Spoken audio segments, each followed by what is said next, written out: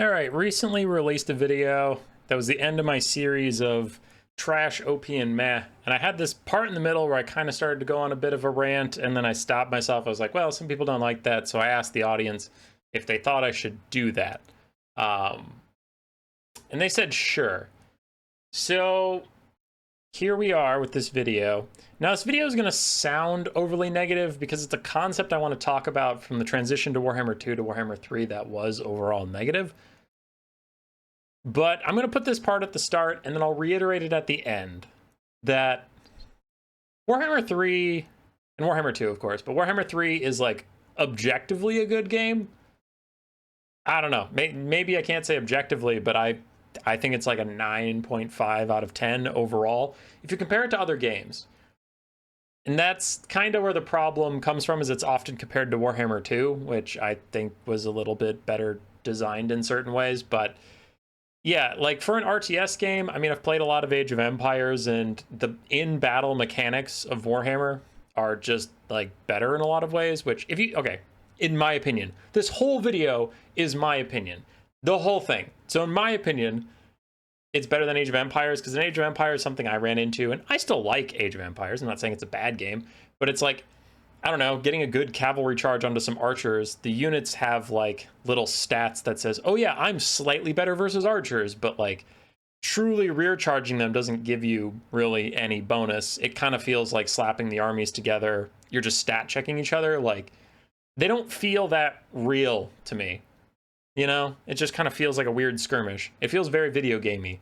Whereas the Warhammer in-game, the Total War in-game mechanics feel more like impactful. Like, a heavy cavalry charge into unbraced infantry does a ton of damage and sends bodies flying, right?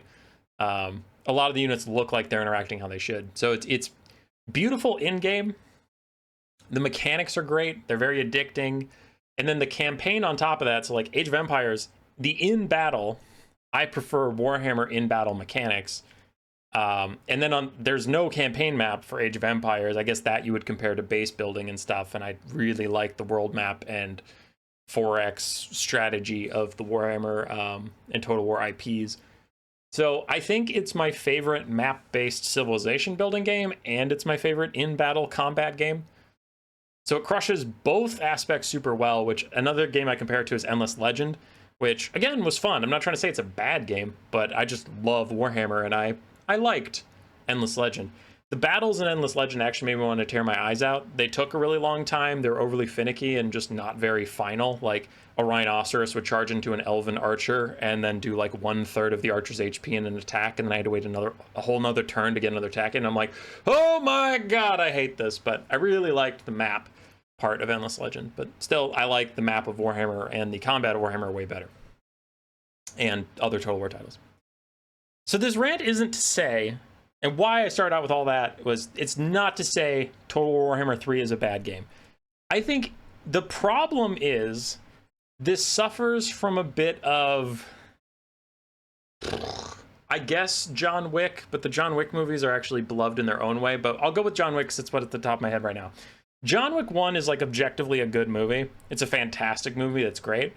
And then John Wick 2, 3, and 4 all go cascadingly more towards a comedy than like a serious movie that takes themselves seriously. And they're all great. So maybe that isn't the best example, but when you compare John Wick 2 to John Wick 1,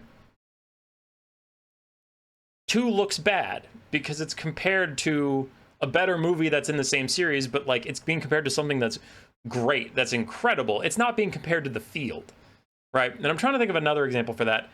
Okay, this is unpopular, but for me, that's Jurassic Park and Jurassic Park: The Lost World. Jurassic Park is an objectively incredible movie, and a lot of people hate Jurassic Park: The Lost World. I loved it, personally. I thought the whole T-Rex in Los Angeles scene was stupid as hell, and that could have been cut, for sure, for sure. But the overall movie of how good the dinosaurs looked, the island adventure of just dumb action, enjoy dinosaurs running people down in the jungle, that was great. The problem was it came right after Jurassic Park, which was dumb fun of dinosaurs running people down in a park, and it had a great plot. And I think that's actually a little more appropriate for Warhammer 3 and 2. Warhammer 3 compared to other games I think is fantastic and deserves a ton of accolades, deserves a ton of awards and things like that. But Warhammer 2 was probably the peak of the series for balance wise. Now, things have been added since then, and all the things that were there are still there. So you might be like, how is 3 not just better?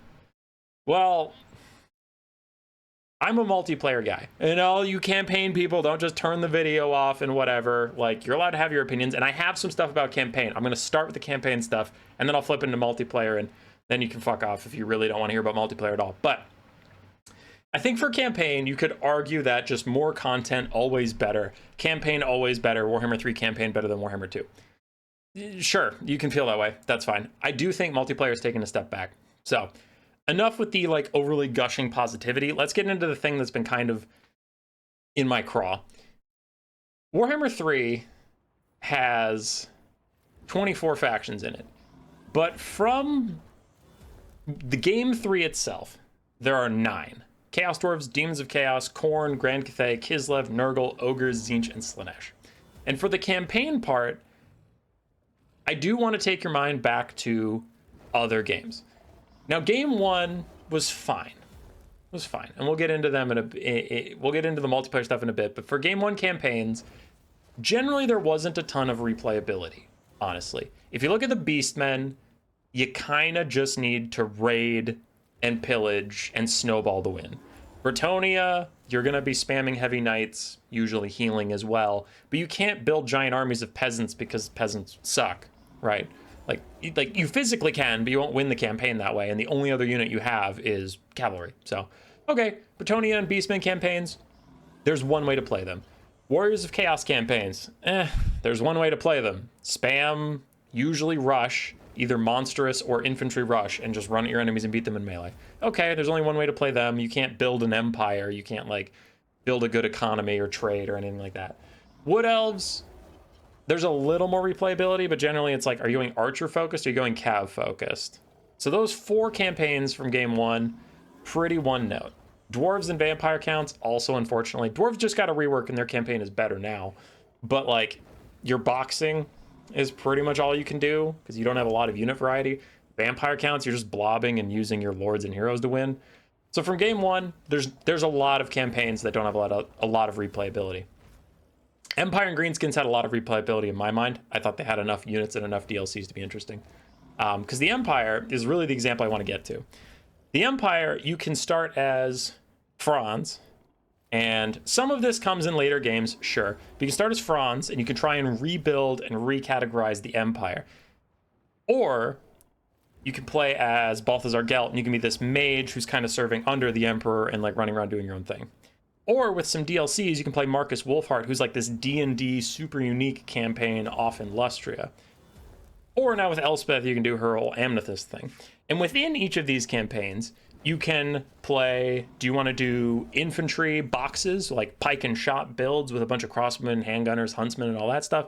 Or do you want to go super skirmish with outriders, pistoliers, war wagons? Do you want to go artillery heavy with mortars or cannons or Templeoff Luminarchs or a steam tank, Hellstorm rocket batteries, Hellblaster volley guns?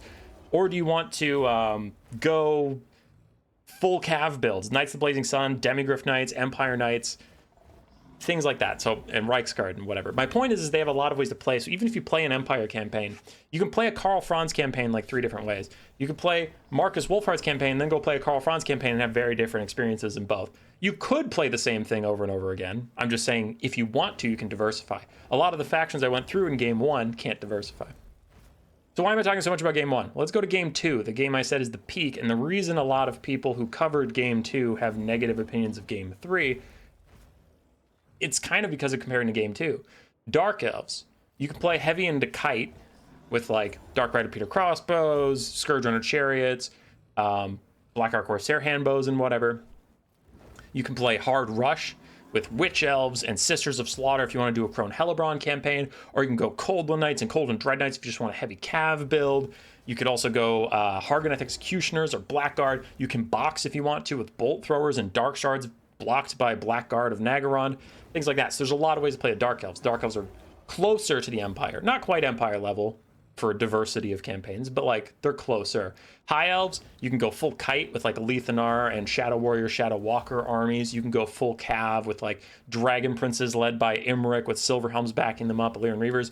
You could do horse kite, I guess. You could do chariot, horse kite with the chariots. You could do chariot spam. You can do spear boxes. Sure, aggressive infantry rush is possible with sword masters, but it's not that great. But it's possible, right? Norska came out with that. That one's really just rush. Not too much you can do there. That campaign is still pretty bad, and they're getting a DLC soon, so good. But like Skaven, you can monster mash with Clan Molder, which honestly, Throt, Ikit, Snitch, all were fantastic DLCs. They're some of the best in the series. And I know I'm a Skaven main, but like, I became a Skaven main because all the DLCs for Skaven were so insanely good. Like, if you compare Prophet and the Warlock, Ikit Claw got a way better campaign than Tehennowin did. Like, if you compare Deathmatch Snitch and Malice, Snitch got a way better campaign than Malice did. Malice's campaign wasn't bad, but Snitch's was amazing. Throt versus the Sisters, I thought both were good, so that was fine. But like, anyway, Skaven have some crazy good DLCs. All their campaigns are super unique and super fun, so Skaven have a ton of replayability. Lizardmen, you kind of just build dinosaurs or a slow push of Saurus. And then the Tomb Kings and Vampire Coast standalone DLCs. Tomb Kings, you can kind of only play them one way. You can either do, I mean, they play the same on the battlefield. Arkin can just do his own little quest thing, but he plays the same on the battlefield. And Vampire Coast, you're kind of stuck just shooting, right? So, but anyway, so in the other one where we had Empire and Greenskins that I think had a lot of replayability depending on what you wanted to do, in game 2, 3 or 4, depending on your debate, out of the 7 factions had super replayable, over and over again, tons of content for you to enjoy factions. So that's the peak, right? So we started in a bit of a valley, like a lot of factions that really only played their campaign one way, and then the Empire, and maybe Greenskins. Game 2, a lot more variety. Now game 3, I think, takes a dive again, because this is just talking about campaign replayability. I think, again, to go positive, I think a lot of the campaigns, if not every campaign, in game 3 is very fun. One time. And that's the positive turns into a negative. I think the Khorne campaign is very fun. Once. Whether you're Scarbrand, Skulltaker, or all Arbol, they have some different little flavor text, but essentially I find myself just melee sprinting at people and trying to win. You can say, yeah, but you can have Bloodletters, or Chaos Warriors, or Chosen, or Minotaurs, or that. You're just running at them. Like, it feels like the Beastmen from game 1, where it's Centaurs, Minotaurs, Bestigor herds. It doesn't matter, you're just running at them. Like, Khorne can't really kite to win a campaign. Khorne can't really artillery box to win a campaign. Because skull cannons are your only artillery, or, skull cannons. And they only do good damage to infantry. They don't do that good of damage to single entities or cavalry, so you can't, like, rely on them. So you have to rush. Which, like, it's a fun campaign. Once. Okay. Chaos Dwarves, fun campaign, multiple times, lots of ways to play them. So that's a good campaign. All right, we're one for 2, right? Demons of Chaos. You can, I guess, build your own Build-A-Bear demon guy, but I found that interesting once, but the differences aren't crazy different enough to justify playing this campaign multiple times, and you're heavily limited on the types of units you can take. And demonic units are kind of fill a lot of the same roles, so I don't know. It could be a better one, but I haven't heard a lot of good things about it, and I played it once, and that was plenty for me. So, 1 for 3, in my opinion, on replayable ones. Grand Cathay, they even got a DLC. So before the DLC, this was worse. But with the DLC, I would argue Yembo isn't interesting enough to do it again. So you can play Cathay in Cathay or Cathay in Cathay. But whether you pick either of the brother or sister combo here, you're going to be playing box factions that rely on shooting. You can do artillery shooting or archer shooting, but that's it. You don't have aggressive cavalry. And you might be like, well, the Empire doesn't have aggressive cavalry either. Empire Knights are just Jade Lancers. Yeah, but what about Knights of the Blazing Sun, Reichsguard, Demigryph Knights, the Demigryph Knight ROR? Well, there's Longma Riders. Longma Riders and Demigryph Knights are not the same thing. Like, Demigryph Knights surround a Slaughter Brute and murder it to death. Longma Riders surround a Slaughter Brute and spend half the time T-posing, and maybe they'll get a couple shots off before they die. So, no, the Empire is just Grand Cathay with a lot more options. Grand Cathay has literally no skirmish. They have no skirmish cavalry, no skirmish chariots, no archers that can move and shoot. they can't participate as the Empire can with like war wagons, outriders, pistoliers, huntsmen, things like that. So it is just a box faction. That's it. And I'd argue that their DLC just kind of tried to help. It gave them a couple monsters, but they're supportive monsters, so it's not like you can monster mash to win. A stack of 19 Jade Lions still kind of sucks, unfortunately. So a lot of their monsters aren't that good at clearing a lot of things. They're just disruptive.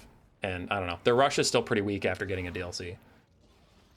Or you can go box in Lustria. So I don't think there's a lot of replayability in the Grand Cathay campaign. And it's fun. It's a fun campaign. I'm not trying to be a Debbie Downer and say this game sucks. But we'll get to what I want to get to in a second. So Grand Cathay campaign, fun once. Khorne campaign, fun once. Demons of Chaos campaign, fun once. Kislev campaign, fun a lot of times. Fun a lot of times. Different lords doing very different things. And the roster itself, note this because it'll come up again later. The roster itself is diverse enough that you can play through multiple campaigns without getting bored. Do you want a bear blob? Elemental bear and a bunch of war bear riders with a bear lord and a bear hero running around doing bear stuff and healing? That's pretty fun. Do you want a heavy cav rush of wing lancers and griffin legion and all that stuff running around? That's pretty fun. Do you want a box where you have armored Kossar front lines backed up by ice guard, or a box around little Groms? That's also pretty fun. Or you can monster mash with elemental bears, frost worms, a bunch of snow leopards running around. Like, they have the roster diversity again to do what they want to. And then they have chariot kite with like their war sleds and horse archers if you want to just kite around. So Kislev, fun campaign. Got reworked too, but I think their roster diversity helps. Roster diversity. Nurgle's campaigns, you want a blob? Because that's what you get to do. If you buy the DLCs, you can get some human units that don't immediately demonic instability crumble, but they're also still slow and tanky. So all you do is blob and build up plagues. Or if you're Tamarkand, you get some heroes or something, but I still think the Nurgle campaign is hot ass on a stick, and they've gotten 2 DLCs. I can't bring myself to finish one. They're pretty damn boring. Ogres, a little better. Their camp system's kind of interesting. It's fine. Mostly you're stuck in a couple playstyles. Either shoot them to death or rush them with a bunch of big boys, but it's a fine campaign. No real complaints there. There's some replay. Tzeentch, more interesting campaign, I guess. A lot of general fuckery. The actual in-battle stuff is a little more creative, and you can do it different each campaign because of Kairos' ability to switch up his spells with the Changeling's ability to run different lords. So Tzeentch has some good replayability. And then Slaanesh, run at them. That's all you get. You can kind of lure some different units in your army, and that's sort of fun, I guess, but I, again, found it pretty one note, and you only have one legendary lord here. Now they're going to get DLC soon, maybe that'll fix it. But let's take a running total as I just went through all 9 factions.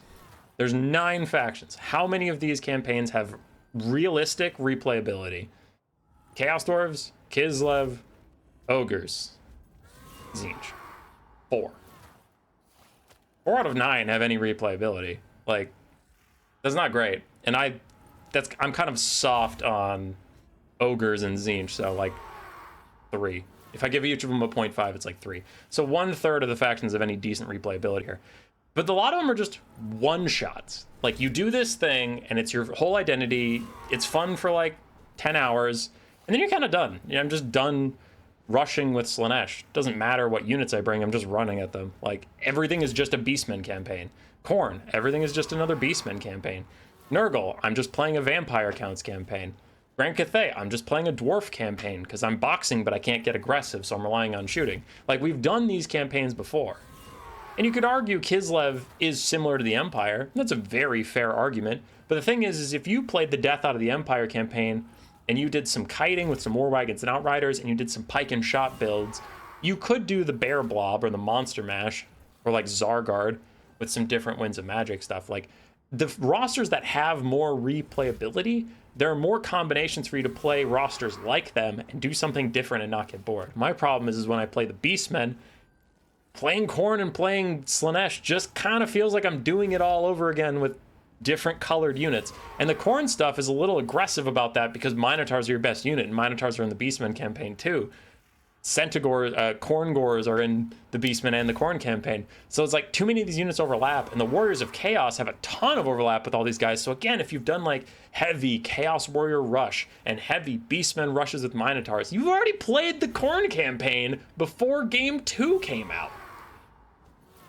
So what are we doing? Like, I don't know. They're good one-shot campaigns if you've never played Warhammer before, but I think a lot of people who played Warhammer 1 and 2 have negative opinions of Warhammer 3 because they feel like they got sold the same content again. A lot of the rosters didn't have diversity in them to begin with, so it didn't feel like it was worth your time. And the first Realms of Chaos campaign or whatever was obnoxious. Like, nobody really liked that one. Fair. But after Immortal Empires came out, it is what it is. So we'll get into the DLCs later, but do note that we talked about DLCs briefly. So that was the campaign point. I think a lot of people have negative opinions on the campaigns because the rosters are very one note, where previously, as we now get into spreadsheet territory, woo, spreadsheets. Colors. So this is some similar stuff, but some different stuff as well. I'm going to zoom in a second so you'll see less of this, but on the right-hand side are the 8 possible ways to play a faction at all. Like if there was a faction that had every unit in the game, you could rush, you could archer push is roughly what I called it, but just like pike and shot, like slow infantry moving up with archers behind them to do the damage and the infantry hold. There's a blob, there's a monster mash, which is slightly different than a blob. Like, I would say a blob is like Kugath Plaguefather surrounded by exalted plague bearers with some rot flies above him, or the plague drones with the death's heads, right? That's a blob. A monster mash is like Kolek Sun Eater and 2 Dragon Ogre units with another Dragon Ogre Shaggoth running around the map trying to murder things. They might move together, but they could split up. Like, it's different than a blob, but they're similar to how rush and archer push are similar. It's just in the rush there's no real ranged threat. In the archer push you're still advancing on your opponent, but then the archers do the damage. So blobs and monster mashes are similar, but monster mash is a little more focused on the SEMs doing melee damage, while blobs generally try and do passive damage over time and just out heal you. There's boxing, which you should all know, but you know, defensive formation where all angles are covered by usually heavy infantry, and then you just can't get in there fast enough for the ranged units to delete you. Kiting, where you generally run away and don't engage your opponent in melee outside of small skirmishes that are advantageous for you. And then 2 that I generally think are bad gameplay that people do not enjoy: Air Cheese and Spell Kite. Air Cheese is when a primary amount of your damage and army is in the air, meaning if your opponent didn't bring enough anti-air, they just lose the game, and that's pretty not fun. And then Spell Kite is a way to try and win the game by never engaging in melee, just running away and casting spells infinitely. Okay, so now we're going to zoom in a little bit so you guys don't have to squint so hard. Okay. So, what do we have here? Well, I color-coded all the guys from game 1, 2, and 3. And yes, this is a spreadsheet kind of video, so look away if you want to. If you haven't figured that out by now, I'm not really doing much. So, I'm not trying to rank these factions on how strong they are, because that's changed over the years. I'm trying to rate them on generally how they are discussed. Generally. Now, there are some people, you can see green is well liked. Some people don't like greenskins. Some people, Sipa, don't like Empire. But if you ask everybody in the whole community altogether, generally, people like the Empire. Whether it's their campaign or online, people generally like the Empire. People generally dislike dwarves. Now, you know, like, I'm not trying to say this thing where, like, if you like dwarves, post in the comments about how much you like dwarves. I'm just saying a lot of people in the community dislike dwarves. You can think that's unfair. That's fine. Notice, before you get too mad at me, Skaven are in the red. Skaven are generally disliked. I love Skaven. All right? I love Skaven. But generally, we'll get to them, people don't fucking like Skaven unless they're playing Skaven. So this is just how much fun people have playing against this faction, maybe playing as them, how many people enjoy them, things like that, right? So, game 1, factions after all their DLCs. This is mostly multiplayer focused, right? And I'm mostly talking about land battles and conquest here because domination didn't exist for quite a while, but we'll get into some domination stuff with the game 3 factions. But Beastmen and Bretonia, more meh. Some people don't like them because they have very limited play styles. In parentheses, they have Monster Mash because they can kind of win a couple matchups with Monster Mash, but mostly Beastmen have one way to beat you, and it's rushing you. You might think of one matchup where they can kite somebody, Vampire counts, but that's not enough to categorize this whole roster has kite play styles. It's one matchup. So generally, Beastmen win most matchups by rushing you. Bretonia can either rush you or Peasant Box with some trebs. That's all they can do. So Beastmen and Bretonia don't have a lot of playstyles. They're generally meh. Now, some people do like them because also they haven't been shined upon for very long in Warhammer's history, so they haven't worn out their welcome yet. Warriors of Chaos and Wood Elves also in the meh category. Warriors of Chaos can either kite you with 6 Marauder Horsemen or Horsemasters or whatever, or they can rush you, either with Chaos Warriors, Forsaken, Chaos Spawn, Trolls, Cavalry, but they're going to rush you. Like, there's no real other way of playing the Warriors of Chaos. Their single entities aren't good enough for Monster Mash. They don't have archers. They can't do archer push. Their blobs were generally pretty bad until Game 3 came in, but I still think their blobs aren't particularly great. So, yeah, they're going to kite you or rush you. Wood Elves are going to kite you or rush you or archer push. So they're meh. Wood Elves have gotten more meh. At the end of Game 2, I would have put Wood Elves in the red, but I feel like Game 3 has nerfed Wood Elf Kite enough and also shown us much worse versions of Kite, which we will get into. But Wood Elves have definitely had a glow up in terms of popularity. So, for the Game 1 factions, we have 4 out of 8 are meh. They're middle of the road. Empire and Greenskins are generally looked highly upon. People generally like playing against them in their own way. They have a lot of different and interesting ways they can play. Sure, people might hate Empire's War Wagons, but like great swords are fine to deal with. Spearmen are fine to deal with. Like, they don't have a lot of bullshit units. People really don't like playing against dwarves and vampire counts in general. Vampire counts are either strong enough to blob and beat you even though you know a blob is coming, or they're going to spell kite you, like on quick battles, right? Outside of tournaments. Everybody's had a game where like there's double Necromancer with a Forbidden Rod in the corner, Manfred's in the sky, and he's just cycle charging with his dragon and casting Spirit Leech. That's all he does, and it's horrible, right?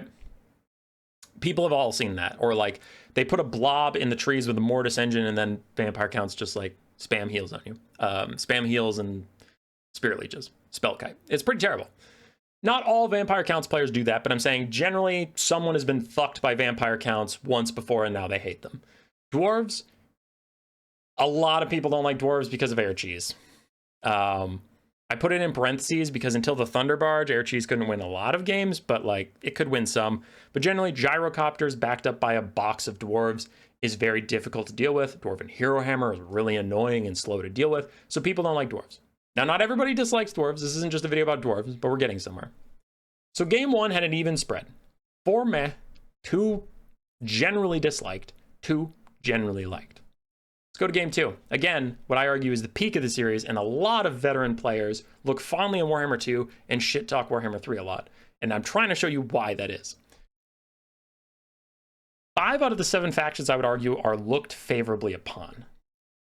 Dark Elves have a lot of different ways to play the game. They've been very popular for a long time. And some people, myself included at times, have hated them because they're popular. But the fact that they are popular does give them some serious ups in the well-liked category. Because popular factions generally aren't hated. Like, they are by the people who aren't playing them, but everyone's fucking playing them. So guess what? The people who hate them are in the minority. And Dark Elves have a lot of different ways to play. Sure, people might hate Scourge Runner Chariots like they hate Empire's War Wagons. But generally, across the board, Witch Elf rushes aren't looked upon like, oh, it's bullshit, oh, it's so garbage. It's just like, oh, it's Witch Elf rushes. Like, when the audience sees Dark Elves play, usually the audience is positive. When the audience sees Vampire Counts played, usually the audience is trepidatious that it's going to be a bad game.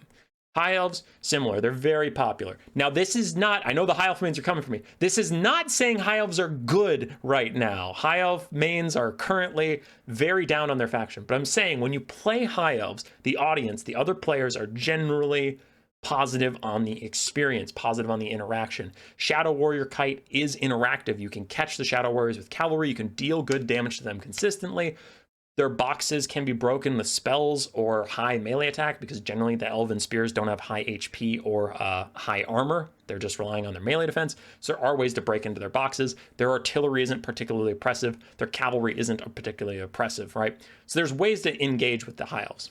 Norsca is generally looked upon favorably. They've been fucked for most of the game's history, so they've always been an underdog. People generally like Norsca. They have a couple ways to play the game, not a ton. This is really one of the first factions that has not a lot of ways to play against you, but isn't in the yellow category. And like, I feel like I've been rambling a little bit, but I was mentioning it earlier with the Beastmen and Bretonia. Having less ways to play the game can generally lead to you being in the meh category, because if you can win games taking exactly what people knew you were going to take, it can be frustrating because there's not a lot of creativity there. It's like, oh, cool, I knew the Beastmen were taking 8 Centaurs and I still fucking lost. Cool game, CA. And then people like rage out, right? But Norsca, it's like, well, I was predicting Skin Wolves and they brought a ton of Norscan Ice Wolves and then Jav Throwers and Berserker Rush, which was weird. Well, I overprepared for Marauder Champions and Berserkers and whatever, and they went like full mobility with like 4 Skin Wolves, 6 dogs of different variants, and a bunch of skirmish. That was different and interesting, like that kind of thing. Like Norsca has a little more play on that, but they've also been weak for so long, people generally don't mind them. People hate Skaven. I'm going to take my blows on this one. In Warhammer 2, people hated Skaven because Poison Globes were OP. In Game 3, people hate Skaven because Poison Globes are still OP. Now Flensing Ruin is really toxic and annoying for a lot of people to deal with. And it just feels bad because Skaven force you to take your worst units, because if they can kill anything in the same amount of time. So if you bring an expensive something, it's going to die in 10 seconds. If you bring a cheap something, it's going to die in 10 seconds. So there's no reason to bring your fun, expensive toys. So people just spam cheap crap against the Skaven and get annoyed. So people don't generally like Skaven. That's fine. I'll take that hit. Lizardmen are generally meh, because they can tend to blob or overheal a lot, but the audience does love them, and they have some interesting ways to play the game sometimes. Tomb Kings, in multiplayer, not campaign, in multiplayer, they have a lot of different ways they can do stuff over the course of history, right? Like, back when chariots were good, chariot rushes. I mean, Pigman beat me with a chariot rush like twice in a row on Warhammer 3, so it's not like it's unusable. There's Monster Mash with like double Necrosphinxes, which people are getting tired of now, but it was novel for a time. There's Archer Push, there's Boxing with like Ushabti Great Bows or Casket of Souls or Spokal Stalkers, there's Rush with a bunch of cavalry and melee Ushabti. Tomb Kings have a ton of ways to play the game, generally felt fair. Generally, over the course of time, recently people are getting sick of them being so good, but generally over time, Tomb Kings have been a positive experience. Vampire Coast, I would also argue, has been a positive experience over time, because their kite and air cheese has never been crazy good unless you're Anticity. Bats are generally pretty easy to deal with, and then they don't have a ton of other mobility to back it up. So, all right, we got through game 2. Whew, it's going to be a long video. Again, going through the game 2 factions, for the audience and the players, in general, 5 out of the 7 factions are looked kindly upon. 1, not so much. Lizardmen, meh. So we went from game 1, where we had an even spread. 2 bad, 2 good, 4 meh. Game 2, what a lot of people consider to be the peak, you had 5 good, 1 bad, 1 meh. That's a pretty good ratio. Now we come into game 3. I'm seeing a lot of red, you're seeing a lot of red.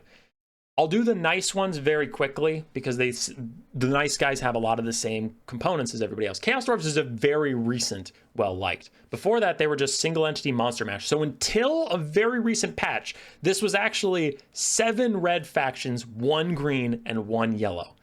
But Chaos Dwarves recently got some very positive buffs, and I have nothing but nice things to say about the way Chaos Dwarves have been handled in the recent patches. CA did a great job taking a faction that was incredibly one note and making them very expansive, a lot of different ways to play them, and they're very fun and they're very strong. So Chaos Dwarves, very positive now. We got there. Kislev, very positive now, but on release, they were just heal blobbing bears with patriarchs who had double infinite heals.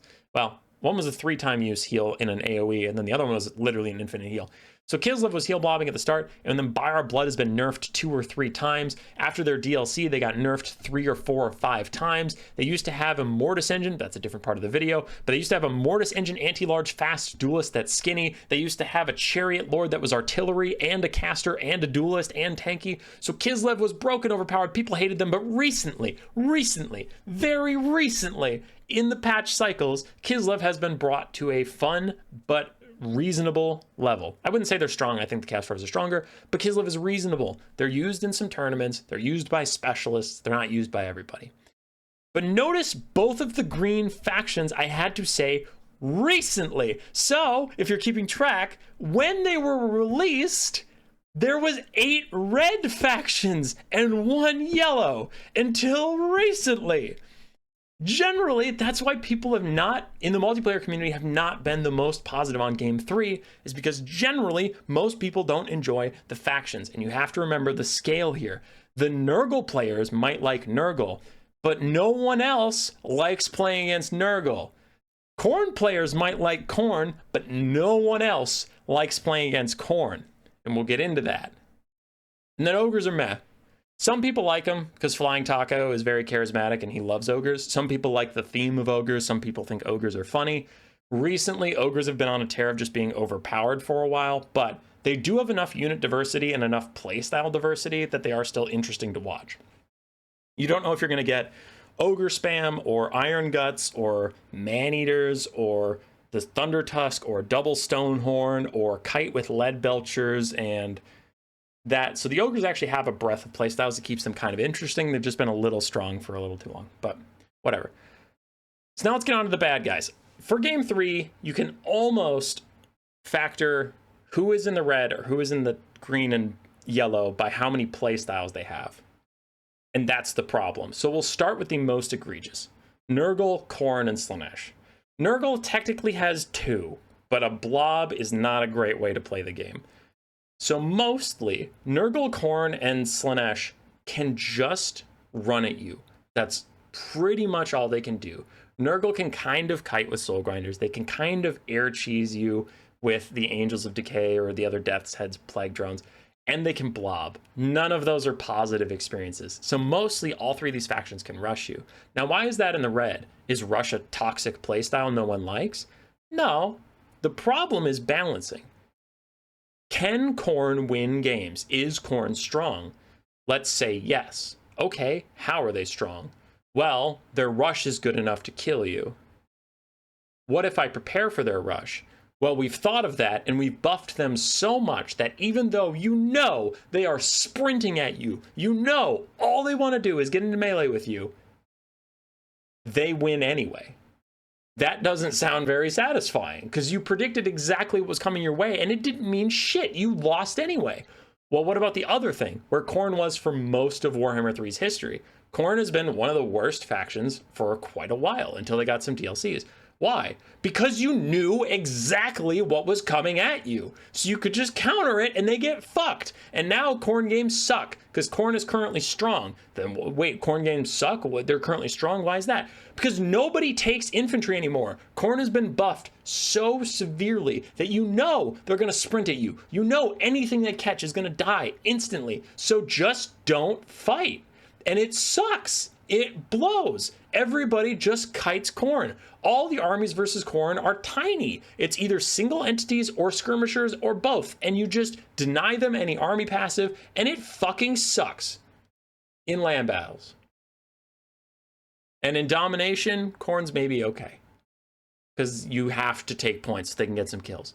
But in land battles, this faction sucks because it's too light switch. Like, it's too, can they melee murder you? Yes, no, they win based on stats. Fuck you. You don't get the, your build doesn't matter in a way.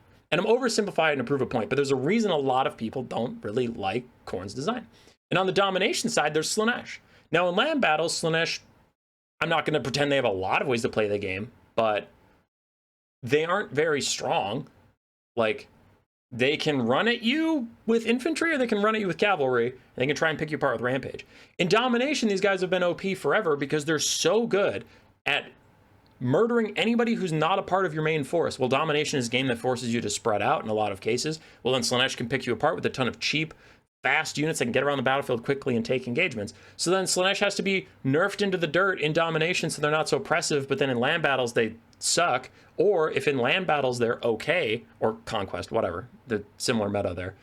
Anyway, land battles and conquest, they're okay. In domination, they're crazy oppressive. Well, if there were more ways to play the game, this faction could have levers, right? Levers, like, okay, wow, Hellstriders and Seekers are murdering people in domination. Clearly the fast Vanguard cheap units are very good in domination for this faction. We can nerf those. But then in land battles, they're going to suffer, so let's buff their Monster Mash. Let's buff their Archer Push. Let's buff their Heavy Infantry, or something like that. They don't have most of those things I just listed, so you can't. There's no levers to pull. They're a one-note faction. Is their fast shit good enough to isolate and kill you and win the game? or not. And that's the only thing you have. And Korn's the same way, and Nurgle's the same way. It's like, is Nurgle's healing and HP high enough to just out fucking tank you and drain you down in the game? Yes, win. No, lose. And just people don't like it, because either Nurgle sucks, like they mostly currently do, and they mostly have for the whole game. But if Nurgle was good, you would still fucking hate it, because you're just getting blobbed to death. Like, it just sucks. And I know that's their theme, and I know it's in their character for tabletop and all this stuff, but it just sucks in a video game, because tabletop, you spend a lot of the time crafting an army and painting it and hanging out with your friends and doing that. In a video game, you load it up in like 13 seconds. There's no joy in painting it. There's no joy in showing people your cool army. There's no joy in any of that. So all it is the gameplay, and the blob gameplay gets old. If you sat at your local board game shop and you just ground out Nurgle blob after Nurgle blob after Nurgle blob, you would get bored. But that doesn't happen, because you maybe play a game once a month, once every 2 months. And then you get some new units, you paint them, and painting them is 80% of the fun. And showing your friends your cool painted things are 10% of the fun. So only 10% of the fun left is just blobbing over and over again at your local game shop. This game, that's all there is. So like the concept of this is how they were in tabletop, it's different. It's just different. And I know I'm getting angry, but it's because I've had so many comments on all my videos, and we'll get into it with the DLC units, but I'll mention a unit that is bullshit in this video game, and someone will say, well, that's how it was on tabletop. And it's like, I don't fucking care. I don't care. Because they're different. They're different experiences. And just because they're translating a game from tabletop into a computer game, they need to factor in that it is a different medium. Models matter. Like, the landship is probably not fucking toxic on tabletop. And again, that's a different part of the video, but we're talking about the one-note factions. Like, the landship, when you're on tabletop, if your knights collide with it, you probably get to roll for fucking damage. Your friend doesn't take a magnifying glass to go, actually, your Empire Knight model isn't touching mine because their bases are touching, but the actual horse isn't actually touching the landship, so technically you don't get to roll your dice. Fuck that. Your model bases are touching, you get to roll for damage. There's no such thing as unit jank. There's no such thing as bugs. Tabletop is different. It needs to be handled differently. So blobbing with Nurgle over and over again and just hoping to out-heal your opponent is a bad faction. It's just dog shit. So I don't want to hear that argument about it's how they were in tabletop. Cool. You have to take some creative licenses when you're changing things. You can't turn a book into a movie because just putting text on a screen and slowly turning the page at regular intervals so that people in the theater can watch it is bullshit. You switched mediums. You need to make compromises for the gameplay experience. So those are the three one-note factions. Grand Cathay, also very one-note. It's just not a slow rush like the other ones, but you know they're going to box. All of their faction incentives are to box or blob or stick together. Harmony, the war drums, the war compasses, their cavalry doesn't have much agency. They don't have any skirmish tools. There's no reason for this faction to spread out, so they won't. And that's why they suck at domination, and they always have. And in land battles, they're too good. And they haven't always been too good, but recently they're too good. And it's like, why? Because it has one identity. Are you playing the game mode when they need to spread out? Spoilers, this faction can't, so they suck. Are you playing the game mode where you just have to hold a point and battle? Well, then they are a giant stat stick that you can't deal with because they're so good at blobbing up. And it's like, again, there's no levers. You can't pull the levers because you don't have any levers to pull. Oh, well, they're weak in domination, so let's buff what? Fucking peasant horsemen? You want 400 gold peasant horsemen to be a threat in the mobility game? Fuck you. That's never going to happen. That's just never going to happen.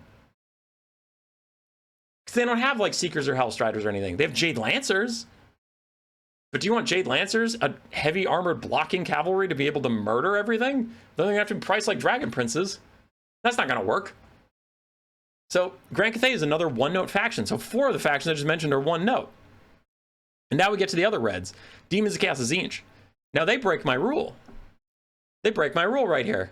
I said anybody with 3 or 4 ways to play the game is a green or a yellow in Warhammer 3. Because the only problem is that the rosters are 2 one-note, right? Human Boy, that's what you just said, Human Boy. Well, then why are these 2 in red? One has 4 ways of playing the game and one has 2 ways of playing the game, 3 ways of playing the game.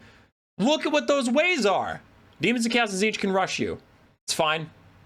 Nobody wants to play rush every game, but rush is generally fine.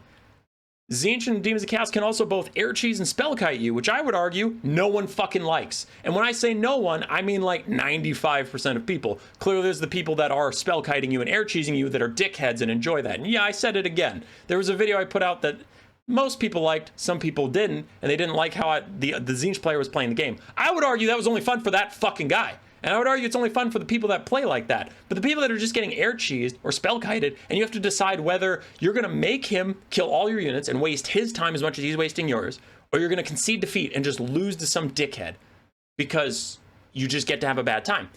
Now, does Tzeentch have to play that way? No, but if they're not doing air cheese or spell kite, they can only rush you. So again, they're either a one-note faction or a toxic faction. Demons of Chaos.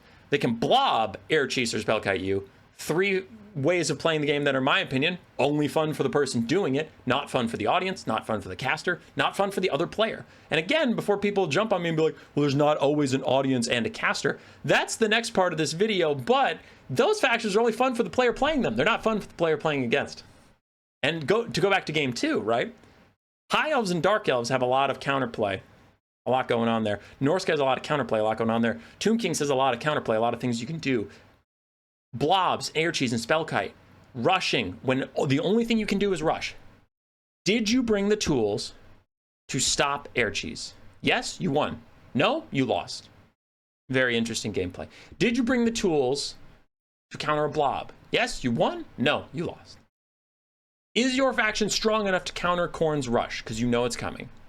Yes, you win. No, you lose. That's all it is. That's all it is.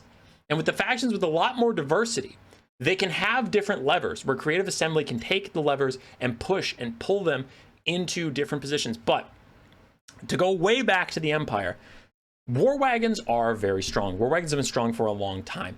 But Empire players can still catch you off guard because if you over-prepare for War Wagons, then, like, if you go all in, like, I'm going to counter War Wagons and whatever, if they didn't take them, the Empire has plenty of other ways of playing the game that punish you for over-indexing. So you are incentivized to bring builds that can handle a lot of different situations because the Empire can throw a lot of different things at you. But when you balance like that, then they can also make the Empire not great at everything. They don't have to be the best rush faction. They don't have to be the best box faction because they have options. Khorne, I know I keep picking on Khorne, but it's the easiest one to talk about because they literally don't have spellcasters or archers of any kind. Khorne, you don't have those options. You have to rush them. And you can do little bits of flavor on what the rush is, but you have to rush them. And it's impossible to balance around a faction like that, as we've discussed ad nauseum.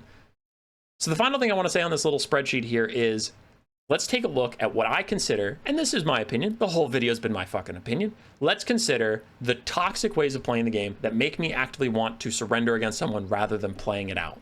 Whether I'm casting a game, I want to just say, fuck it, I'm not casting this. Whoever wins, DM me, I'll see you in finals, right? Or if I'm playing quick battles, and don't give me the conquest fixes this. A spell kiting, a blobbing, an air cheesing game sucks. It doesn't matter who wins. You might find it more enjoyable than you won by sitting on the point while the Tzeentch player kited around and shot blue fires at you for 20 minutes. I have better things to do with my 20 minutes. It is better to win than to lose, but I would argue I would like a good game. So if you look at the factions, the 8 factions from game 1, 1 can blob, 1 can spell kite, and it's the same one, vampire counts, which is generally why they're in the red. There's half of an air cheese, the dwarves, because they didn't have the thunder barge in game 1, so I gave them a little bit of pass on that. But the dwarves, they could bring gyrocopters. It can only win a couple matchups though. That's changed a bit, but all right. So playstyles average was that was a different thing where I was just checking how many playstyles the factions could have. So we'll get back to that in a second.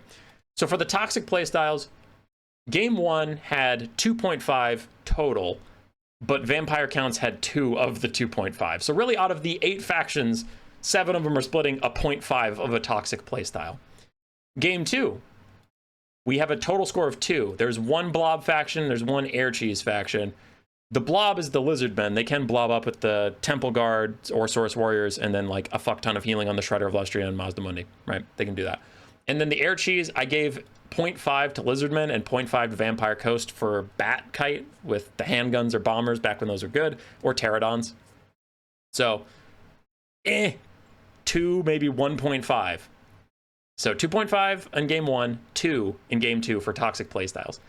Game 3 has 7.5 points of toxic playstyles. In the total, in the entirety of the 24 factions, in the possibility of playing your faction toxically, there are 2.5, 10, 12 points.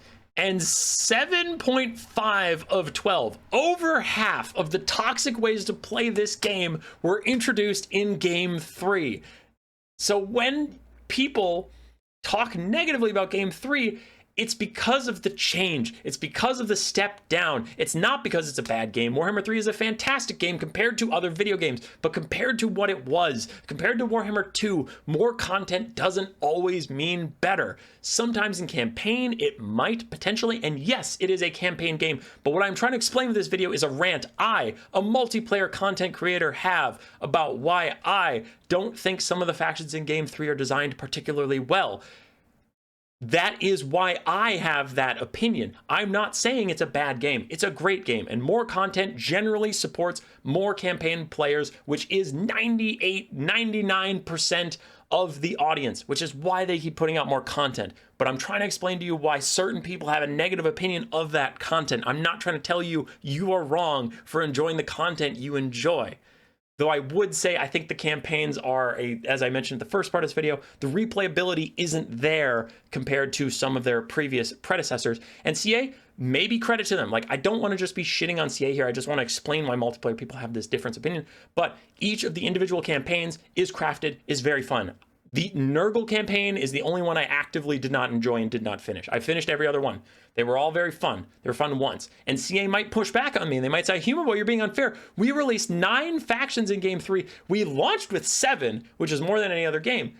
So maybe their strategy wasn't make a couple campaigns that are very replayable. They wanted to make a bunch of different campaigns that you play once and have a full experience. That is a fair argument. But in multiplayer, that leaves us with a bunch of one-note factions. The final thing I was going to mention is playstyles average. Going through this, generally, the average amount of playstyles a faction had in game 1 was 2.875. The average amount of playstyles a game 2 faction has is 3.86. And then the amount of average playstyles a game 3 faction has is 3. Again, that parabola we saw of game 1, game 2 is a high point, and game 3 came back down a little bit. Similarly, the factions in game 2 have more ways to play the game. They have more diverse rosters. And I would also point out that in game 3, your average playstyles is 3, but do remember that they brought 7.5 out of 12 toxic playstyles, so maybe not all those playstyles are the best. All right, let me check my notes and grab some water. Okay, I remembered what we're doing here. I do have one more thing to say about this graph, but it's not the information on the graph, it's what's not on the graph. So we're transitioning into the final topic of the day is DLCs and the conversation around the DLCs. Now, a lot of people don't like the Total War Warhammer model in general, and this has been here since game 1, love it or hate it. There is a ton of downloadable content for this game, and if you are a casual player who feels like you're being exploited for as much money as possible, or if you're an avid fan who feels like the DLC is just a way to keep engaging with this game mechanic, like, oh man, I love Total War Warhammer, and I just want to keep playing more of it, so when they release a pack, it gets me back into a game I loved, but I was out of content for. That's a whole argument we're not having here, but it is a real one, and I think it's been done to death, so I don't really have anything to add. I'm personally on the side where I think the DLC has been fine. There were a couple misses, and CA has since apologized for those and gone back and added more content to make them more worth your money. They've also started splitting them up, so you could just buy certain ones. There are DLCs I think were worth it. There are DLCs that I think weren't. But I generally don't have an issue with how they've been monetizing this product, because they don't sell like skins and stuff. Like, I played League of Legends for 12 years. I put probably about, not kidding, about $500 worth of my money into that game for skins that I know are useless, but I wanted to support the game, right? So that's the kind of person I am. And if you don't think that that's the right way to monetize games, that is completely fine. That's not what we're talking about.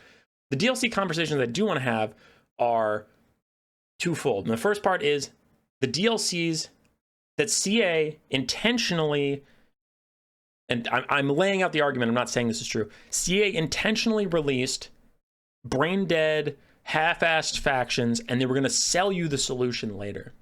And the evidence for that is Kislev, and then the Ogres a little bit. So Kislev was not that good on release. And then they got a very strong DLC in the Shadows of Change. And they got a bunch of different ways to play the game. They got more archers. They got more skirmish kind of things. They got some nets. They got Mother of Stankia. They got the Incarnate Elemental Beast, so they could do some Monster Mash finally. That DLC brought Kislev from D tier to S tier in Land Battles of Conquest, and it brought them up to date with like a better campaign that people generally enjoyed. And then they got another update here to make that campaign even better. So sure, that argument kind of holds up for Kislev. And then maybe Nurgle, right? Nurgle was trash. Nurgle was tragically terrible. And then they got the Champions of Chaos DLC that all of the mono gods got, and they all desperately needed, right? That one, again, you could maybe argue it's like those units should have been in the game from the launch. Sure, I'm not arguing with you about that. They probably should have been, right? And then Nurgle got the Thrones of Decay. You got Tamarkon. You got a way better campaign, because previously all you could do was just Plague Father Blob, and that's all you could do. Tamarkon has a little bit more going on. You get Plague Ogres, you get different units. Yeah. So maybe you could argue it for Nurgle.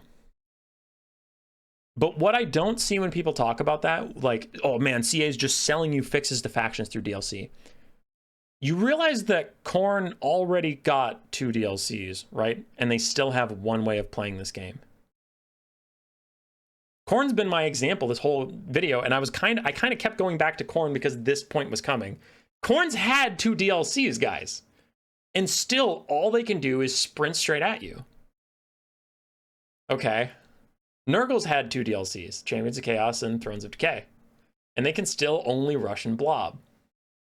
Tzeentch has had 2 DLCs, and all they can do is rush or air cheese or spellkite. Slaanesh has 1. Now, will their next DLC switch it up? If the DLC comes out with a foot javelin throwing beastman unit to give them some kind of archer so they can punish blobs, if it comes out with significant single entities or monstrous units besides fiends that Slaanesh can use to break up boxes and blobs or to fight single entities, so you can't just blob with 3 single entities and Slaanesh can't kill them, then sure, I'll eat my words, but I don't think that's going to happen. I think Slaanesh is going to get some good mobility things with the boob snakes, and I think they're going to get some more mobile lords who are good at isolating and picking off targets that are already out of position. But it's not going to change their identity. And I think these factions just have identity problems. So I disagree with the notion that these DLCs are sold to fix factions that were broken, because it depends. Nurgle and Kislev, maybe. Ogres just got more units they already had. Okay. Cathay's DLC just helped them box harder. Croman maybe help you get a little aggressive, but mostly they just pick off things the box has already done. Like, it's not like Grand Cathay boxing has gone down. It's just stronger now because you have Croman to help defend you instead of Jade Lancers. So there's even less on the ground that you can interact with. So you have to go for the box, and the Croman can rear charge you, right? So yeah, anyway, like, the DLCs didn't fix Khorne. It's just whether or not Khorne gets buffed or nerfed. The Hellforged Bellowers came out, that RR Skull Cannon, everybody fucking hated it. It got nerfed into the ground, but, like, I don't know, Khorne's not fixed. So they're not selling you fixes. And I almost wish they were in some cases, because I think Kislev turned out pretty fun, and I think Nurgle and Khorne did not. Right? I think Tzeentch didn't either. And these factions just have an identity problem that DLCs aren't going to fix, because I think they're being too faithful to tabletop in a lot of ways. And we talked about that a little earlier, but like, Tzeentch spell kiting isn't like a huge thing on tabletop because the movement is different, right? Flying units are a little different. You can't like cheese out blue fires that way. The rules work differently. The mechanics work differently. So I don't know. I think these rosters just, if you stick with the tabletop loyalty, they're going to be incredibly one note, and they won't function well in a computer game for longevity reasons. Their campaign will be fun once or twice, and then that's it. And in multiplayer, they'll either be strong enough to win with exactly what you think, or they'll be too weak and they'll lose with exactly what you think. So I don't know who's in charge with Games Workshop. Maybe they have certain limitations. Maybe Creative Assembly can't do certain things. But without licenses being a thing, I think that they need to do a little bit of Vampire Coast and Tomb King's energy and get a little creative within the theme of Khorne, or within the theme of Nurgle, within the theme of Tzeentch, but just push a little, get a little fun with it, you know, just kind of like push the boundaries and make a pretty fun faction. Because I don't want this video to just be negative all the time. Creative Assembly did a great job with Chaos Dwarves after some buffs. They did a great job with the Tomb Kings and Vampire Coast. Vampire Coast, if I remember correctly, was a roster they made up from scratch, and they did a fantastic job. They've shown they can do it. And I am pushing back on the narrative that they're maliciously selling you DLCs to fix broken factions that they released broken intentionally to fuck you over. And I feel like I just missed that by proving like half the DLCs that have been released didn't fix the faction, so the faction just has more intrinsic issues. So it's not the highest praise, but like the people at CI I've talked to are very nice and they want this game to be fun. And I think they're struggling with trying to please the thematic people and the like hardcore gamers, which I'm in the camp of hardcore gamers. We're in the minority. Overall, they're appealing to the largest audience they can. That is smart from a business decision. That is wise. Good for them. But when asked why I have certain negative opinions about certain things, I'm going to make a video like this and tell you why, even while knowing that they probably made the objectively right decision as far as a company goes. And I don't think they're bad people. I don't think it's a bad game. I just think Warhammer 2 was a little more peak, and here's the video about that. Let's get on to our final point. Scroll past my topics. Whee! The final one, the DLC units. And to first talk about DLC units, we need to talk about Tracer. So, all of video gaming took a turn around the same time. And this is not a Creative Assembly specific problem, which is why we're watching Heroes of the Storm. My friends and I used to play Heroes of the Storm. I played a lot more League of Legends, but when I wanted to just be casual, my friends were not as tryhard as I was in MOBAs. We went to play Heroes of the Storm. Before Tracer came out, most characters were generally pretty slow and lumbering, like the one she's fighting right now, Diablo. He has a charge forward where if he grabs you, he pulls you behind him, and then he does this little shockwave, and that's about all of his mobility. And then they took a character from Overwatch, a game where everyone has guns and dashes, and put her in a game mode where there are certain melee characters, certain characters with no dashes whatsoever, and they gave her the ability to dash like 3 or 4 times. She can reset and get all of her health back from where she was, and she just runs around and pokes at you. Now, this is similar to my tabletop discussion, where tabletop into a video game is very different. A first-person shooter is very different from a MOBA. And Tracer was a disaster. On release, I don't know what the professional Overwatch players think, but I know me and the group of 4 or 5 friends that played Heroes of the Storm thought of Tracer. Tracer was terrible for the fucking game. And why is that? Because she's a light switch character. Similar to a light switch faction, Human Boy. What do you mean? She has 7 million fucking dashes. So, either the slow lumbering Diablo can catch her, or he can't. Well, he can't. She has 7 fucking dashes, and even if he catches her, she can just teleport back to where she was at full HP. So, how do you balance around that? Video games in general? Well, she can't do that much damage. I call it the Tracer problem. You made a character so uninteractive, so unfun, that either they're so strong that they just win the game on their own, or more likely, you nerf them where they're no fun for the other 9 players. So that's what Tracer was. Tracer, on release after a couple nerfs or whatever, neither team wanted a fucking Tracer. The enemy team just had this constant mosquito annoying them and diving in around them and poking them and dashing and all this dumb bullshit that was just so annoying. But then the team she was on lacked damage because one of your damage dealing characters is just fucking around all game. And it's awful. It's terrible gameplay design because 9 players' overall experience is suffering for one jackoff to have the time of his fucking life. And I think that way about Tzeentch. Oh, got too far ahead of myself. League of Legends had this problem when they transferred over to every new character has to have 2 or 3 dashes, and then a bunch of old characters needed either reworks or have been outdated for so long that everyone just ignores them. Like League of Legends did this. A lot of other games have these like pay-to-win DLCs, or their new characters will always outpace the old ones because they'll add these mechanics that are just uninteractive. So the Tracer problem in Warhammer 3, let's get back to what the video is supposed to be about. The Tracer problem in Warhammer 3 shows up in the DLCs and in the factions. Now, I would argue with the factions, since we're moving on to the DLCs, I'll be quick about this, but Tzeentch is very close to what I was saying with the Tracer thing, where it's like, is Tzeentch's Spell Kite and Air Cheese so weak it couldn't possibly win the game? Or is it like it is now strong enough to win the game and fuck you for getting to play?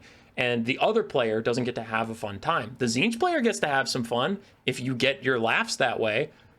But generally, the more people in the game there are, the less fun they're going to have because the Tzeentch guy's fucking around. And even their campaign, if you play a multiplayer campaign and someone's playing Kairos, and they can just like stop your movement for a whole turn, or switch one of your switch one of your cities, or just do these things, just fuck with you. Fucking with people isn't fun for anyone besides the guy doing the fucking with. So if you have like a 5-person King of the Hill campaign, 4 people are like, stop it, Jared, knock it off. You're pissing everyone off. You're ruining our good time. So I think that some of these factions were only designed for, if you are playing them, you have fun. The AI can go fuck themselves, but it was never thought about if another player comes in. And some of these units we're going to talk about weren't thought about. What if the AI just grabs them? So, pre-game 3. You'll notice the steam tank is over here in the game 3, but that's because it got changed in game 3, and we'll talk about that. Pre-game 3. There were 3 units I could find that were even significant enough to be worthy of this conversation, and it is the Tracer problem.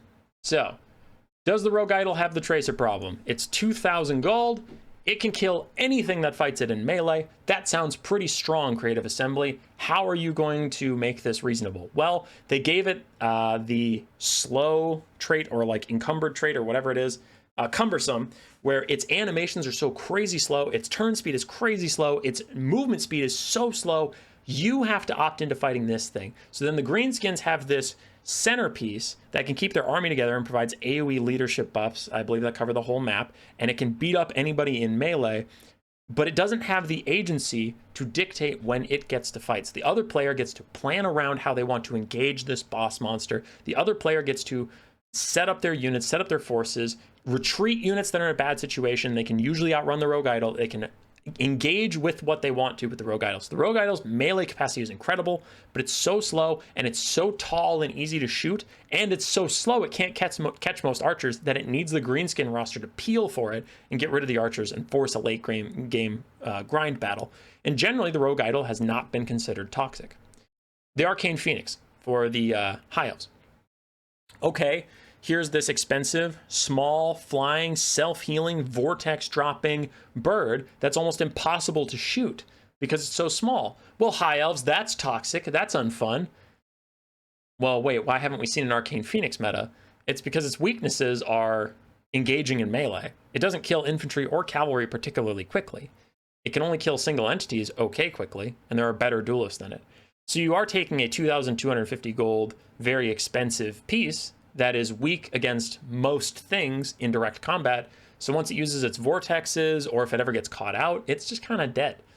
So while you can't pick the engagements with it, it has to take risky engagements with you to really get its value back. And then finally, the Dreadsaurian, maybe the closest to a lot of the Game 3 DLC units I want to talk about. The Dreadsaurian is only weak to ranged fire. It can beat most things in melee, whether it's multi-entity models like halberds or heavy infantry, or it can beat cavalry, or it can beat single entities. But it is prohibitively expensive. It's 3,100 gold. And, very important to my argument overall, in campaign, you can only take 1. Now, it's weird that I think that is both genius and stupid. I don't like it for the player. I think, as a player, you should be able to take 19 Dreadsaurians and laugh your ass off. I think that's fine. And I think that when you're playing multiplayer, your friends could say a house limit is 1, right? Or something like that. That might sound hypocritical, but then why did I say that limit 1 Dreadsaurian is genius? Because when you play against the AI, when you're just playing a campaign and you can't tell the AI, hey bro, house limit just 1 Dreadsaurian per army. The AI is going to do what it's going to do. CA knew that the AI would end up spamming 8 or 9 of these in the late game, and it would be annoying and it would be awful. So they limited it to 1. So the AI can't end up with that many Dreadsaurians. For some reason, that thinking didn't transfer to Game 3.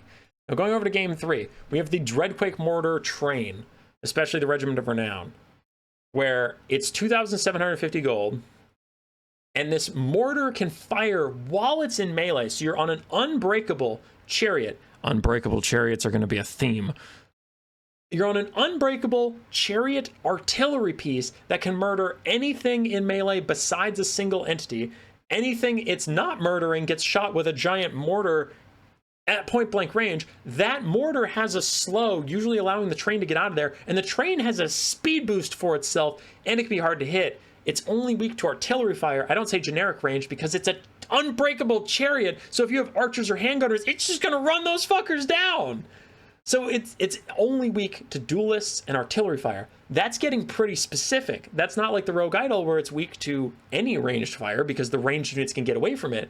The Dreadquake is good against all ranged units besides artillery because artillery has enough damage in, like, I'm thinking of cannons or bolt throwers, that they can punish it before it gets to them. Archers generally can't because they don't have the range to, so they get one volley off and then a train rolls them over. Okay, and then single entities. Well, the single entities have hard times catching the train because they'll just follow it. It's a train, it's pretty fast, and generally, as we had the tabletop versus video game comparison, a lot of times your model will connect with the train, but if the train's moving, you have to just kind of awkwardly follow it. It's why the Dreadquake mortar train has been banned in a lot of land battle and conquest tournaments. Okay, well, let's move on to the Thunder Barge, another unbreakable sky chariot. Actually, I don't think it's unbreakable, pretty much, but I think it actually does have a leadership. Okay, it is a flying battle piece for 3,400 cost. That's a lot of cost. It has gotten 2 different cost nerfs though, so it used to be cheaper. I think it was 2,900 on release.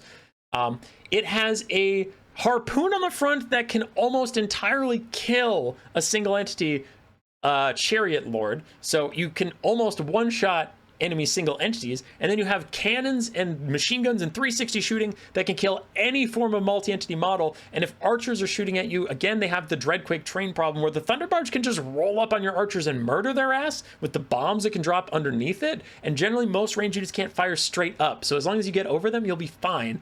And sure, if you walk at like 6 handgunners and they're all shooting you, or like 3 rattling guns, yeah, they'll kill you, but I'm talking about like 1 or 2 rattling guns. And this is presuming the entire dwarf army is doing nothing to support the Thunder Barge, which is not true. So the only things that can hurt the Thunder Barge is mass ranged units or flying high health units. Units that can take that first harpoon, that can take that volley of machine gun fire. But again, the dwarves on the ground can probably just support it with thunderers. So Thunder Barge, pretty intense. 3,400 gold. Land ship, an unbreakable chariot. Huh, a lot of those. 360 shooting. Huh, that again. And it can't get hit in melee if it's moving very easily. Huh, that again, where tabletop is going to be different than a video game. So maybe 360 shooting on an unbreakable chariot with a speed boost attached to it isn't a great idea. Unbreakable shooting skirmish chariot, high speed and HP, cannot be hit well in melee. It is weak to artillery fire because, again, as we said, archers are going to just get run over by this thing once it gets into range. They get one volley off and then they're disrupted by it while it shoots them to death while it's stopping them from shooting it. So artillery can at least get shots off before it gets to them. Or mass ranged fire, where like the land ship doesn't kill them as fast as the Dreadquake train. So if there's like 4 handgunners spread out, 3 can shoot it while it stops 1. It's not as good as the Thunder Barge. It doesn't do as much damage as the Thunder Barge, and it's not as fast as the train at killing infantry, so it will die to that stuff, but it is significantly cheaper at 2,100. Steam Tank New got buffed up. That's not a DLC thing, but it got pretty much immune to ranged fire because of its small arms deflection shields and its tiny model size. If it's surrounded by things, you're going to get obstructed, and if it's not surrounded by things, it's deflecting up to like 90% of the damage you're shooting at it. So you need artillery fire to kill it, or single entities. So again, we have another fast, unbreakable, cheap-ish chariot. Okay, not cheap in the grand scheme of things, but it's not 3,000 gold like the Dread Saurian, it's 2,400 gold. That can only be killed by artillery fire or single entities. Landship can be killed by artillery fire or mass ranged fire. A Thunder Barge has to be killed by mass ranged fire or high health flying single entities. Huh. That's cool. So any unit that isn't long range or a single entity is useless against a lot of these DLC units. I'm kind of going somewhere with this. Then we have the Incarnate Elemental Beast and the Mutable Vortex Beast. When they were overpowered, they have since both been nerfed into arguably a little weak. And they were given a Mortis engine, which is a constant drain effect that murders multi-entity models. All right, back at it. Grace needed something. So you're talking about the Incarnate Elemental Beast and the Mutal Vortex Beast. When they were overpowered, they've since been nerfed, where I don't think they're that strong. But they both have Mortis Engine effects, which can kill off anything that isn't a single entity around them. They were both fast enough to get to archers, but they're still weak to archers overall, sure. But they were fast enough to get to them. They had anti-large and armor-piercing stats. They're relatively cheap at 2,100 and 2,300 gold, I think, when they were released, if I remember their values correctly. And they both did have high hit point values. So it was just like, these units had no weaknesses. They were weak to nothing besides mass ranged fire. And then the Thunder Tusk just came out, and it's still a problematic unit even after it's gotten nerfed. And I just made a video about it, and that was the video that prompted this one, was the OP thing. And this is one that maybe doesn't translate well from tabletop. Again, it has two different stacking slows, so units can't really catch it. And even when units do catch it, just because you catch it doesn't mean you're going to attack it, because your model has to get off a proper animation to do so, which is different than tabletop. So the Thunder Tusk can just walk away from most things and take no damage, which you can't do in tabletop. So an artillery, multi-slow aura, 360 javelin throwing skirmish, duelist monster, I think I mentioned artillery piece already, but that is also capable of disrupting the archers that are meant to shoot at it, and then it gets healing from either a lord that can support it, or the army passive itself builds up free healing for this thing. For 2,300 gold, by the way. It's weak to artillery fire again, because it can't get to it to disrupt it fast enough, and then single entity monstrous duelists. That's it. Now take a look at all these units I pulled out. They're almost all weak to high-ranged armor-piercing fire, which is usually artillery, or other single entities. So you have to counter single entities with single entities, and people wonder why the meta has been so dominated by big monsters for a while. It's because the units that are getting released are too strong at one thing. Now, what is this rant about? Where are we going with this? These are all tracer units. You either need your own big, giant single entity, or you need your artillery fire, or you are just fucked. The Thunder Barge can kill your whole army if you don't have enough rangers to deal with it. The land ship can kill your whole army if you don't have enough units to deal with it while it gets some healing. The steam tank can almost kill an entire army on its own as well. The Incarnate Elemental Beast, the Thunder Tusk, and the Mutal Vortex Beast all literally can kill your whole army by just draining them to death and then dueling your single entities unless you have the right tools to kill them. These units didn't used to exist. And look at the prices. The prices haven't scaled correctly either. An Arcane Phoenix is 50 gold cheaper than the Thunder Tusk. Think about that. Before you post that the Thunder Tusk is fine, think about that. 50 gold difference between a fucking Arcane Phoenix and the Thunder Tusk. The Dread Saurian is 800 gold more expensive than the Thunder Tusk, and it doesn't have built-in roster healing. You have to take a Slan to heal it. It doesn't have an artillery shot. It doesn't have 2 slow auras. The Dread Saurian costs way more and gets way less out of it. The Dreadquake Triton is like 400 gold cheaper. The Thunder Barge is the only thing more expensive than the Dread Saurian, and the Dread Saurian can get hit by melee units. The Thunder Barge, you have to bring ranged units because it's flying. So it's like, the prices are completely out of whack for these game-changing units. But to go back to campaign, you can take infinite amounts of them currently. The AI in the late game can have 4 land ships. The AI in the late game can have 6 or 7 Thunder Barges. And if you don't have the units to counter 1, you sure as fuck don't have the units to counter 7. And that's where my frustration comes in, is I've had multiple campaigns ruined by the AI just spamming these broken-ass units, because for some reason, the Dread Saurian, which is a worse unit and more expensive, had the foresight to be put in with a limit of 1. So the AI can only take 1 Thunder Barge. The AI can only take 1 Dreadquake. The AI can only take 1 land ship. And they can't do stupid, dumb bullshit where you have to go back and remake an entire army to counter 1 specific dumbass unit. And you might say, Human Boy, land ships aren't that big of a problem because the AI is too dumb to use them correctly. The AI sits still and lets me surround it. The AI sits still and lets me break it. You can't do both. Both what? I have seen a billion posts, and I've put up probably 10 of them, where we're all asking for CA to make the AI hyper intelligent, to make the AI better, to make the AI more like a player. You can't want better AI and then say these broken units are fine because the AI is too dumb to use them. If you think these units are fine, then you need to acknowledge you think dumbass AI is fine, and you need to stop complaining about that. Because if you want better AI, then you're going to really regret giving them these units. And that's more of my problem. And it's like, so things like the Thunder Barge, even if the AI is using them, they ruin some campaigns and just make me auto-resolve versus dwarves. I just don't want to fight dwarves in general, because Thunder Barge and the Grudge Settler units are all fucking busted as hell. So I would argue they're ruining campaign. And multiplayer, people have generally been banning them or been salty about them because they're just skewing matchups so much, and they're skewing the meta so much, where if you don't have your own big, powerful single entity or a fuck ton of ranged units, you're helpless. And that feels bad. It takes away your creativity. It takes away some of the fun of building your unique army and trying to do something cool. Because if you go with a full Empire Cav rush, you're like, man, I'm going to try 4 Knights of the Blazing Sun, 4 Empire Knights, 2 Demigryphs, Call Franz on his horse, leading his men to battle, and you're like, I'm going to have some fun with this, and you load up and you see the Thunder Barge, you just fucking lost, because it's the Tracer problem. And these units weren't designed thinking of the other player. They were just designed thinking, how can the player using this unit have the most fun possible one time? So that's where I would leave it. And that's generally why people don't have high opinions of the Thunder Barge or the Land Ship or any of the things in that list, or a lot of the factions in Warhammer 3. Is you can say the same thing about the DLC units or the new factions. They are fun when you're playing them, and they are fun one time. But they don't have longevity. And it feels like a lot of the decisions getting made are made for the players who hop in, buy the new DLC, play the new DLC, and then leave until there's another DLC. And the players who ground out thousands and thousands of hours playing Warhammer 2 over and over and over again feel like they're being ignored.